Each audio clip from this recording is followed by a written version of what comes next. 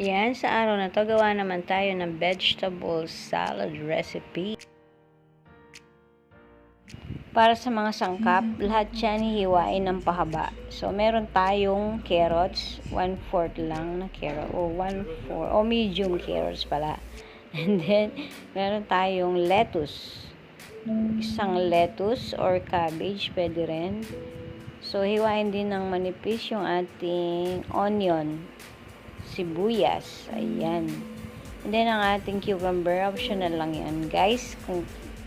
Pero mas prefer ko yung may cucumber. Ayan, paborito ko yan, guys. Kaya, gusto ko laging nandyan yung pepino or cucumber. Ayan, hiwain lang din siya ng pahaba. Ayan, so after preparing ng mga vegetables, ito naman sa sauce. So, meron tayong mayonnaise, 100 ml na gatas, and then meron, yan, ibubuhos lang dyan sa bowl.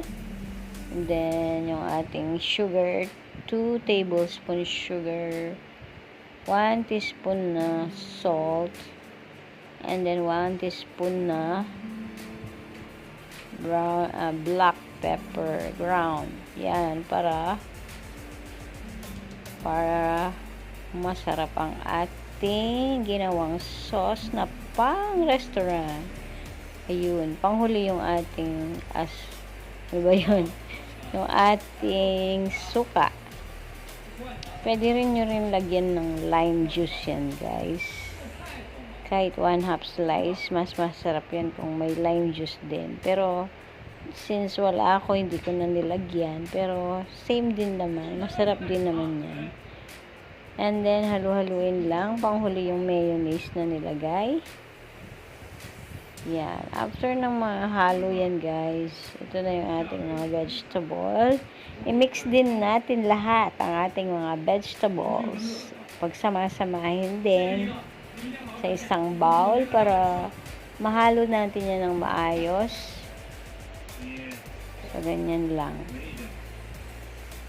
Halo-halo. Parang halo-halo din, no?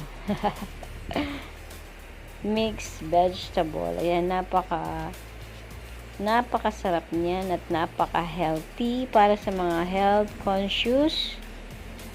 Ready na. Ito na yung ating masarap na vegetable. Parang ano lang yun, guys. Coleslaw recipe. Ayan. Pang restaurant na recipe yan. Kaya hindi nyo makakalimutan ang ating masarap na vegetable recipe. Ayan. Bye, guys. Thank you for watching.